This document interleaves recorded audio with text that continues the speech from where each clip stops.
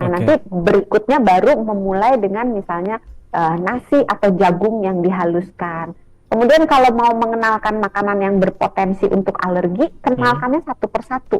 Kayak misalnya kan ada telur, ada ikan, ada seafood, ada kacang, itu kan berpotensi bisa menimbulkan alergi. Karena banyak kan orang yang alergi kacang, alergi seafood, alergi telur gitu kan. Iya. Nah, ngasihnya satu-satu. Jadi kalau misalnya hari ini ngasih nasi sama telur, ya udah jangan nasi telur ikan gitu lah. Oke. Supaya kita bisa membedakan, oh anak ini ternyata alerginya sama apa gitu. Kalau dia nggak ada alergi, tunggu sampai 3 sampai 4 kali pemberian.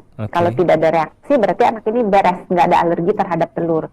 Next baru kita ganti lagi nih, misalnya mau kenalkan ke ikan, baru kita coba ikan. Nah kalau udah telur kita udah pasti nggak alergi, baru boleh dicampur tuh telur dan ikan.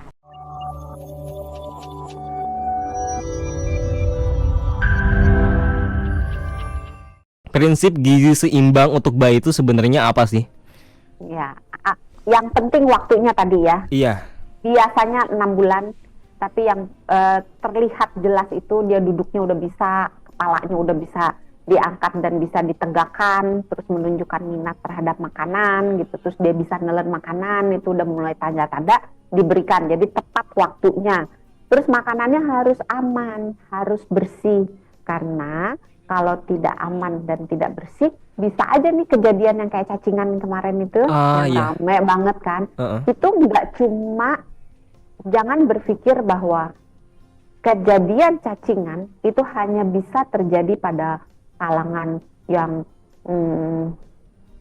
ekonomi yang sangat sulit, atau yang mungkin kurang menjaga kebersihannya, jadi misalnya cekeran atau sering main di tanah. Nggak cuma itu, karena kalau misalnya orang tuanya ngasih sayur nih misalnya, terus ngasihnya mentah sayurnya misalnya, ini tidak tertutup hanya pada bayi ya, ini berlaku untuk semua termasuk kita yang udah dewasa. Kalau nyuci sayurnya itu nggak bersih atau masaknya itu nggak mateng, maka si telur cacing itu yang ada di ngumpet di sela-sela daun mungkin atau di bagian-bagian batangnya, itu bisa kebawa dan kemakan oleh siapapun dia, dan bisa berpotensi ketika dia sampai di tempat yang tepat untuk dia bertelurnya, si telur cacingnya itu menetas, maka dia akan jadi cacingan. Termasuk gitu, juga bersih. Termasuk juga makanan, apalagi makanan laut ya dok ya? Iya, kalau makanan laut bukan cacing sih, tapi menunda ya, menunda. Kalau untuk bayi, kita bicara bayi lagi, kembali lagi nih ke topik ya. Kalau untuk bayi, makanan yang berpotensi menimbulkan alergi, kayak misalnya telur, seafood ya, termasuk ikan, udang, kepiting, atau kacang-kacangan, bisa kacang tanah atau kacang kedelai, terus apalagi telur. Pokoknya kalau umumnya bisa berpotensi menimbulkan sebuah alergi, sebaiknya ditunda, jangan diberikan pertama kali. Jadi pertama kali pada umumnya ngasihnya, kalau orang Indonesia kan biasanya ngasihnya pisang ya. Pisang boleh, kentang dikukus dihaluskan boleh gitu ya, atau alpukat dikukus dihaluskan boleh gitu. Nah nanti berikutnya baru memulai dengan misalnya nasi atau jagung yang dihaluskan. Kemudian kalau mau mengenalkan makanan yang berpotensi untuk alergi, kenalkannya satu persatu. Kayak misalnya kan ada telur, ada ikan, ada seafood, ada kacang, itu kan berpotensi bisa menimbulkan alergi. Karena banyak kan orang yang alergi kacang, alergi seafood, alergi telur gitu kan. Nah ngasihnya satu-satu. Jadi kalau misalnya hari ini ngasih nasi sama telur, ya udah jangan nasi telur ikan gitu lah. Supaya kita bisa membedakan, oh anak ini ternyata alerginya sama apa gitu. Kalau dia nggak ada alergi, tunggu sampai 3 sampai 4 kali pemberian.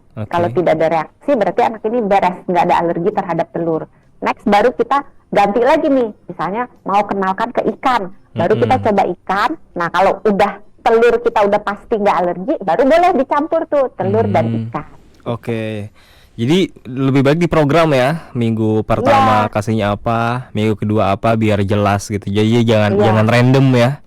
Iya, jadi tadi ya tepat waktunya, terus aman, bersih ya, dipilih makanan-makanannya itu jangan sampai kotor, terus alat-alat makannya juga dicuci dengan bersih, terus jumlahnya ada kuat, jumlahnya tuh pas buat anak si bayi, tidak berlebihan dan juga nggak kurang.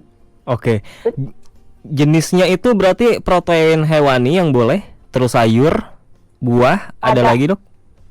Ini untuk yang pertama kali atau udah yang ke beberapa kali? Yang pertama Kalau kali. kan satu macam aja. Biasanya sih dikasihnya buah boleh. Itu yang umumnya dikasih tuh ya, pisang, alpukat, kentang gitu, itu boleh.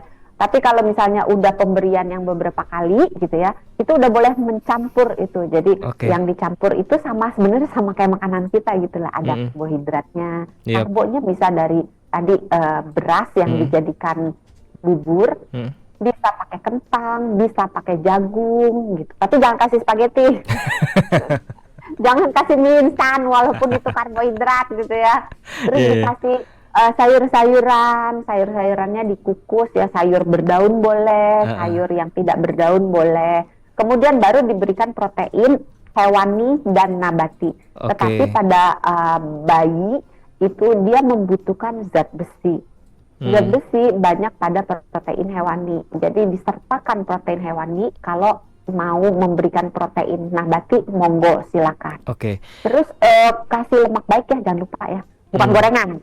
Gorengan itu kalau bisa ditunda pemberiannya sampai setelah setahun.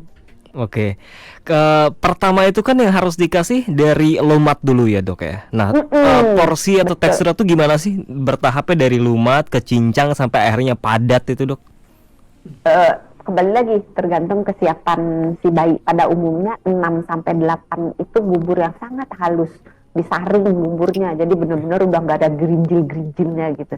Jadi kalau daging benar-benar dagingnya sudah berbentuk seperti pasta gitu. Jadi benar-benar sangat halus, tidak ada gumpalan-gumpalan. Nah setelah memasuki bulan ke-9 boleh tuh diberikan bubur yang agak kasar. Terus kalau sayur udah boleh dicincang, tapi cincangnya masih yang agak halus ya, jangan cincang kasar besar-besar. Nah nanti dengan semakin dia berjalan, itu boleh semakin ditingkatkan. Misalnya dia masuk ke umur tadi kan 9 udah mulai agak kasar ya, masuk ke 10, masuk ke 11 udah boleh cincangannya itu teksturnya lebih kasar. Jadi makin lama makin kasar. Nah setelah memasuki setahun ke atas dia udah boleh makan sesuai dengan makanan yang dimakan oleh keluarga. Jadi udah boleh makan nasi. Kalau misalnya kembali lagi tergantung kesiapan anak ya. Kalau anaknya belum siap makan nasi, maka berikannya mungkin nasinya yang lembek atau nasi tim gitu. Jadi bertahap. Gitu. Kalau yang bubur yang di kemasan itu loh dok, yang sering kita lihat, itu tuh boleh dikasih ke even pertama kali bayi itu. Bubur bayi. Iya bubur bayi yang di kemasan-kemasan itu, atau harus kita tumbuk lagi jadi halus kalau untuk pertama kali itu? Kalau bubur bayi udah halus sih. Udah halus ya, jadi nggak perlu halus. Kita halusin lagi ya? Nggak perlu, udah halus. Yang penting sesuai. Cuman kalau bisa terdapat mungkin itu orang tuanya masak sih. Lebih baik masak sendiri ya? Iya, sedapat mungkin membuat sendiri. Bubur instan itu boleh diberikan dengan catatan itu merupakan pilihan yang pilihan kepepet gitu. Pilihan terakhir.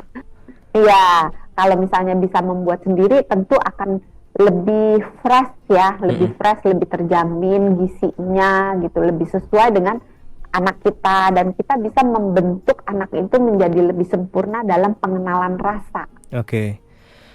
Dokter Santi, yang sering ditemuin apa aja kesalahan yang biasanya dilakuin orang tua kalau ngasih empasi ke bayi itu?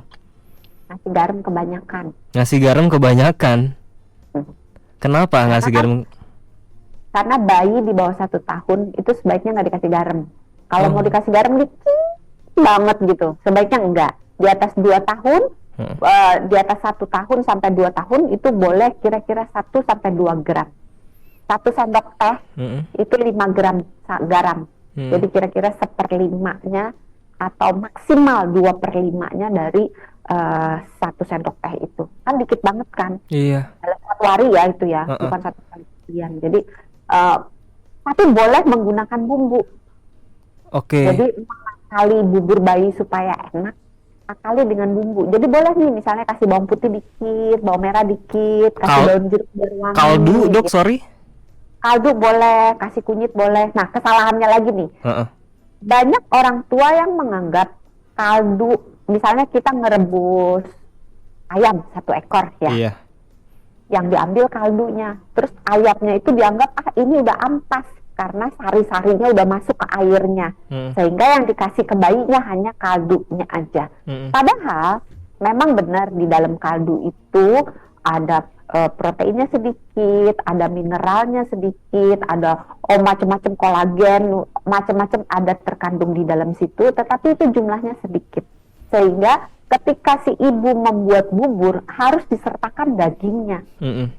Jadi jangan cuma ngasih kaldunya aja. Misalnya ini banyak yang ngasihnya tuh ceker ayam direbus, tapi nggak dikasih ayamnya, hanya dikasih cekernya aja. Oke. Nah, bukannya nggak bagus, tapi kurang. Jadi kalau mau kasih gizinya. ceker boleh, Iya. boleh sebagai kaldunya boleh, tapi tetap harus ditambahkan dengan daging-dagingnya itu supaya menjadi proteinnya itu cukup dan adekuat untuk si anak. Itu salah satu kesalahan yang banyak ditemukan. Apalagi cekernya dimerconin itu nggak boleh ya, sahabat Mora.